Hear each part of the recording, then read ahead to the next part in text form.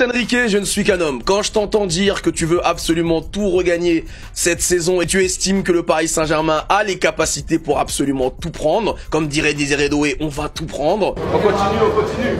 On va tout prendre. Mon petit cœur de Parisien, il est pas habitué à ça, Luis Enrique. Doucement! En conférence de presse, l'entraîneur du Paris Saint-Germain est revenu sur les points chauds qui concernaient son équipe, avant le match qui va opposer le Paris Saint-Germain au FC Nantes demain. Ah bah le FC Nantes, forcément. Concernant les recrues, Lucas Chevalier sera bien dans les buts demain, Elia Zabarni sera bien dans le groupe pour affronter le FC Nantes. Il est chaud, il est en forme, il est volontaire et demandeur à l'entraînement, et vu qu'il a fait toute sa préparation avec Bournemouth, il est donc qualifié pour pouvoir jouer le match demain. Concernant le fait que Luis Enrique et son équipe aient quasiment tout remporté sur l'année 2025, le moins que l'on puisse dire, c'est que Luis Enrique n'a pas perdu son ambition. Nous voulons gagner une deuxième Ligue des Champions de suite. C'est notre objectif. Il est difficile de voir une équipe gagner 2 Ligues des Champions d'affilée, mais nous en avons les capacités. Luis Enrique estime que le Paris Saint-Germain doit continuer de surfer sur sa série de victoires, que ce soit en compétition ou même sur les performances de ses joueurs sur le terrain. Il sait que ses joueurs sont jeunes et ont les capacités physiques aujourd'hui pour pouvoir enchaîner les performances à très haut niveau, ainsi que de pouvoir enchaîner les victoires dans les compétitions. Et donc il estime que c'est maintenant que le Paris Saint-Germain doit continuer de marquer l'histoire en engrangeant le plus de titres possible. Évidemment, ça commence par bien commencer la Ligue 1, bien commencer la Ligue des Champions cette saison, mais également remporter la Coupe intercontinentale au mois de décembre, ce qui permettra au PSG de rentrer dans le club très fermé des clubs qui ont réussi un sextuplé sur une année. Si on pouvait penser que la Ligue des Champions avait calmé les ardeurs du Paris Saint-Germain, il n'en est absolument rien. Au contraire, l'appétit vient en mangeant. Luis Enrique déborde d'ambition et il transmet ça à ses joueurs. Véritablement, c'est beau à voir. Quand on est supporter du Paris Saint-Germain, on n'est pas forcément habitué à ça. Et vraiment, pourvu que ça dure le plus longtemps possible.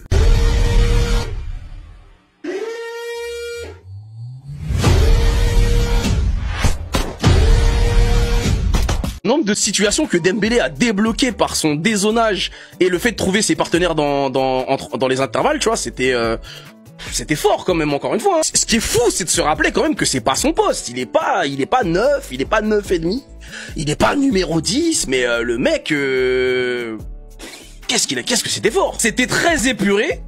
Donc c'était pas c'était pas visuellement hyper impressionnant ce qu'il a fait dans le jeu, parce qu'il a pas mis 50 petits ponts, il a pas dribblé 15 mecs, etc. Donc son jeu était très épuré, très sobre. Mais concrètement, hier soir, si on a eu des maigres situations déjà en première mi-temps et même sur la deuxième partie de la seconde mi-temps, c'est surtout parce que Dembélé, en fait, il débloquait tout.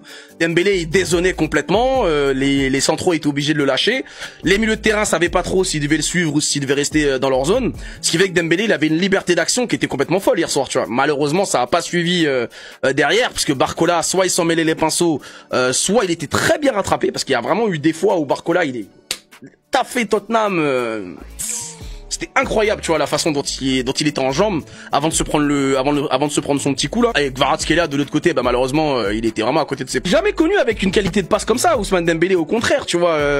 Les centres à la limite, oui, mais la qualité de passe comme ça, je suis pas encore habitué à voir Dembélé avoir une telle qualité de passe, tu vois. Ça me surprend encore à chaque fois en fait. Mais c'est tant mieux. C'est qui pour toi le joueur du PSG le plus sous-coté actuellement ou dans l'histoire du club? Si c'est l'histoire du club, je te dis immédiatement Angel Di Maria. Si c'est actuellement, bon, ça va vous surprendre, mais je vais dire Lucas Beraldo. Fabien Ruiz, il est dans le top 30 du Ballon d'Or. Tu veux qu'il soit sous-coté comment? Tu veux qu'on se mette à genoux et qu'on le suce aussi? Il est dans le top 30 du Ballon d'Or, Fabien Ruiz. Oh, quand même. Abusez pas. ouais, d'accord, ça doit être ça. Lee Kang-in aussi, ouais, évidemment, mais non, je dirais Beraldo. Mettez-vous à genoux. Je dirais Lucas Beraldo parce que quand tu prends les stats match de Lucas Beraldo, d'ailleurs merci à DataFoot encore une fois pour le boulot incroyable qu'il fait par rapport au niveau des datas et de tout ce qu'il expose pour les joueurs et tout. Lucas Beraldo, il a des stats de malade, mec. De création, en termes de passes réussies, de zones où il trouve les joueurs, les zones critiques. Rappelez-vous de ma tech sur les zones critiques, etc. La façon dont il arrive à trouver des joueurs intéressants dans des zones critiques, c'est exceptionnel. Quand il est sur le terrain, comment il aère le jeu du PSG, c'est exceptionnel. Le problème de Lucas Beraldo, c'est ce que va apporter Zabarni, là. Il tient pas sur ses jambes. Il tient pas un duel. Tu lui mets un coup d'épaule, il est dans le panneau publicitaire. Il a de l'or dans les pieds, mais il tient pas sur ses jambes. Si tu veux faire en fait. À la base pour un défenseur c'est de tenir sur ses jambes quand même. En fait il a le pire point faible pour un défenseur central. Encore t'as ce point faible là, t'es un attaquant, t'es un milieu de terrain, encore. Tu peux t'adapter, on peut. Pour un défenseur central, mais non mec. Après pour Gonzalo Ramos, bon bah de toute façon je pense qu'on a déjà tout dit. Gonzalo Ramos il marque des buts, mais c'est tout ce qu'il faut attendre de lui aujourd'hui en fait. Ah c'est un buteur, il marque des buts, bah tant mieux, qu'il continue à marquer. Tant qu'il joue au Paris Saint-Germain, qu'il continue de marquer en fait. Mais ça tu vois ça c'est pareil, ça c'est un truc. Ça c'est un truc que j'ai jamais capté. Je me rappelle pas dans une vidéo avoir souhaité du mal à un joueur du Paris Saint-Germain. J'en sais rien en fait. T'as l'impression que des mecs qui sont ils aiment bien inventer des propos aux gens alors que on n'a jamais tenu ces propos en fait. La seule chose que j'ai dit sur Gonzalo Ramos, c'est qu'il a pas le profil pour le Paris Saint-Germain. Mais ça veut pas dire que je les aime pas. Au contraire, Ramos j'aime bien. C'est un gars, il est là, il a de la hargne et tout. Il court, il cavale, il fait du pressing et tout. C'est bien. Il se dépense pour le PSG, c'est cool. Mais frérot, malheureusement, bah dès que le ballon est dans ses pieds, c'est compliqué. Le Paris Saint-Germain a besoin de joueurs qui le permettent de pouvoir jouer vite, de pouvoir aller vite sur les côtés, faire des combinaisons de passes courtes. T'as 1, 2, 3, 4 passes. Ça y est, t'as effacé 4-5 mecs là. 2, 3, 4 passes. Bah c'est ça qu'on a besoin au PSG. On a besoin de mecs qui soient capables de jouer de cette façon. Et ce n'est pas pour rien si aujourd'hui c'est les Dembélé qui joue neuf alors que le mec a été ailier droit toute sa carrière. Tu vois. C'est tout ce qu'on dit en fait. Mais il y a pas de haine. Qu'il ait marqué hier soir, c'est très bien. Mais comme on l'a dit, hein, il va marquer des buts. Gonzalo Ramos, il a mis 20 buts la saison dernière en étant 18 fois titulaire. Il sait comment marquer des buts. Par contre, dans le jeu, c'est compliqué. Il a vraiment dit ça là, mais Luis Enrique, ce qu'il vient de dire, c'est littéralement un message. Il a envoyé un message à tout le monde là. Le Paris Saint-Germain vient tout juste de gagner la Super Coupe d'Europe contre Tottenham, et on aurait pu penser que c'était calme, que ça allait se calmer juste après et que Luis Enrique ne dirait pas ce genre de choses. Mais là, ce qu'il a dit, le message est clair. Nous voulons gagner 2 Champions League de suite. C'est notre objectif. Il est très difficile de voir une équipe gagner 2 Ligues des Champions d'affilée. Mais Luis Enrique, lui, il veut le faire. Il n'y a pas de ralentir, il n'y a pas de peur qui soit. Lui, il sait que le Paris Saint-Germain peut tout gagner, alors on va pas s'en priver. Après la déclaration de Désiré Doué qui disait littéralement que le Paris Saint-Germain allait tout prendre, que le Paris Saint-Germain veut tout prendre, Luis Enrique lui dit les mêmes choses. Il dit la même chose, que le Paris Saint-Germain compte gagner une autre Ligue des Champions, une deuxième en 2 saisons. Ça serait magnifique, comme le Real Madrid l'avait fait. Bon, eux, ils avaient fait 3, pourquoi pas 3 après en avoir gagné 2. Mais c'est que le début, les gars. Et ils ont raison d'afficher leurs ambitions. Moi, je fais partie de ces gens-là qui disent qu'il faut dire les termes. Luis Enrique se cache pas à dire « Ouais, peut-être qu'on va faire un exploit, mais c'est dur. » Non, on veut le faire. Et on va le faire. Voilà. Mais en attendant, allez Paris. Quel sera l'impact d'Mbaye cette saison au Paris Saint-Germain? On a tous kiffé son entrée contre Tottenham où il nous a fait énormément de bien. Vraiment, il a fait partie des joueurs qui nous ont relancés dans le match. Mais est-ce qu'il aura vraiment une carte à jouer cette saison? Parce qu'on sait que devant, c'est bouché. Il y a Barcola, il y a Désiré Doué, il y a Dembélé, il y a Kvaratskhelia. C'est très très compliqué de gratter du temps de jeu avec ces 4-là. Je vais pas vous mentir, sur les performances d'Mbaye l'année dernière, je restais souvent sur ma faim. J'avais vraiment l'impression qu'il voulait bien faire, mais c'était pas assez. Après, bien sûr, il est jeune, il est en plein apprentissage, il est en train de découvrir le monde professionnel. Luis Enrique, on voit qu'il a confiance en lui. Moi, je pense, les gars, qu'il a une carte à jouer en ce début de saison où Luis Enrique ne va pas faire jouer l'équipe type. Il va souvent faire tourner. On a vu déjà que Dembélé ne va pas être titulaire demain. Mais Mbaye, il peut avoir un impact cette saison. Il peut passer un cap. J'ai énormément confiance en Mbaye. Je sens qu'il va faire partie de ces jeunes qui vont réussir au Paris Saint-Germain. Il ne faut pas oublier que l'année dernière, il a mis son premier but contre Saint-Etienne. Je lui souhaite de passer un cap cette saison au Paris Saint-Germain. Hakimi a marqué des buts importants en Ligue des Champions, ce que Dembélé n'a pas fait. Raymond Domenech, légende du football français, légende du football, c'est pour me terminer, nous explique que Hakimi mérite plus le ballon d'or que Ousmane Dembélé parce que Hakimi a marqué des buts plus importants que Ousmane Dembélé. Alors c'est vrai, Hakimi a marqué des buts importants, il a marqué en quart, en demi, etc. Mais comment tu peux dire que Ousmane Dembélé n'a pas marqué des buts importants cette année? Est-ce qu'il faut que je rappelle le but contre Manchester City au Parc des Princes qui nous permet d'aller en barrage? Est-ce qu'il faut que je rappelle le but de Ousmane Dembélé au match retour contre Liverpool à Anfield qui nous permet d'aller en prolongation et de gagner au tir au but? Est-ce qu'il faut que je rappelle le but de la victoire d'Ousmane Dembélé en demi-finale aller de Ligue des Champions contre Arsenal? Est-ce qu'il faut que je rappelle tout ça? Mais monsieur Dembélé n'a pas mis des buts importants.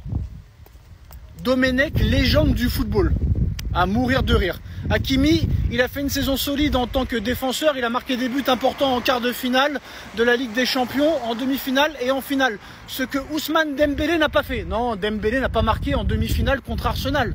Non, t'es sûr? T'es sûr? Non mais à un moment donné, frère, ces mecs-là, on nous explique que c'est des légendes du football, alors que le mec a gagné 0 trophée en tant que joueur et en tant qu'entraîneur. Et les mecs, ils ne savent même pas leurs stats. Dembélé a marqué en demi-finale, frère, contre Arsenal. Dembélé a marqué en 8e au match retour à Anfield. Il a fait des passes décisives aussi en demi, en quart. Et toi tu dis qu'il n'a pas fait des choses importantes et qu'il n'a pas marqué des buts importants. Légende du football, Domenech, légende. Le PSG va-t-il faire un back-to-back la saison prochaine en Champions League? Je sais qu'il y a beaucoup de supporters qui se posent cette question-là. Luis Enrique a répondu, il veut faire le back-to-back avec le Paris Saint-Germain. C'est difficile, mais il se met des objectifs très très hauts pour que l'équipe soit encore plus motivée. Et ça, les gars, c'est une très très bonne chose. Que le coach le dise directement dès le début de saison, ça a montré que le PSG, cette saison, les gars, ça va être fort. Hein. Ça va être très très très fort. Ensuite, Désiré Doué et Ousmane Dembélé ont reçu des trophées aujourd'hui de meilleurs jeunes en Ligue des Champions et de meilleurs joueurs de la Ligue des Champions. Voilà, après la saison exceptionnelle, ils ont reçu le trophée, ils étaient contents. Hein. Et c'est normal, hein, la saison a été exceptionnelle en Champions League. Finir, c'est le retour du Paris Saint-Germain demain, les frérots, contre Nantes. Retour en championnat. Les gars, on attendait ça avec impatience. On a déjà la compo probable. On partirait sur Chevalier, Zahir Emery, Zabarni, Pacho, Beraldo, Lee, Ruiz, Doué, Barcola, Ramos, Mbaye. Les refs, on devrait voir les premières minutes de Zabarni demain. Voilà, on va laisser au repos aussi apparemment nos latéraux, que ce soit Hakimi et Nuno Mendes. Voilà, ça va être une équipe remaniée, c'est sûr et certain. Du coup, voilà, premier objectif, c'est de gagner. On va pas faire comme Marseille. On va aller essayer de gagner à la Beaujoire. Et comme ça, on commence le championnat comme il se doit. En tout cas, les frérots, n'hésitez pas à dire si vous voyez le Paris Saint-Germain regagner la Champions League la saison prochaine et quel score vous voyez entre Nantes et le Paris Saint-Germain demain soir.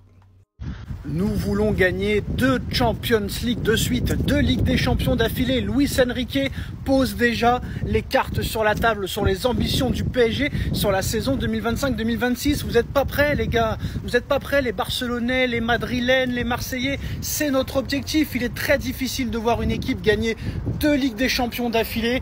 Mais voilà, Luis Enrique n'a peur de rien. Luis Enrique, sans préparation, sans match amicaux, te gagne la Super Coupe d'Europe. Et là, ça va monter en puissance. Et on n'a pas peur de Liverpool. Même s'ils ont dépensé pour 390 millions d'euros, on n'a pas peur d'eux. On n'a pas peur de City. On n'a pas peur du Real. On n'a pas peur du Barça. On n'a pas peur du Bayern. Et en demi-finale, on veut Chelsea. Et en finale, on veut le Barça. Et la boucle sera bouclée. En tout cas, Lucho, Luis Enrique, pour moi, est celui qui a le plus de cojones au monde. Et là, vous n'êtes pas prêts, les gars. Vous allez souffrir. Vous allez souffrir le règne du Paris Saint-Germain dans les prochaines années. Vous allez souffrir. Préparez-vous, parce que vous n'êtes pas prêts. Le back-to-back est en route.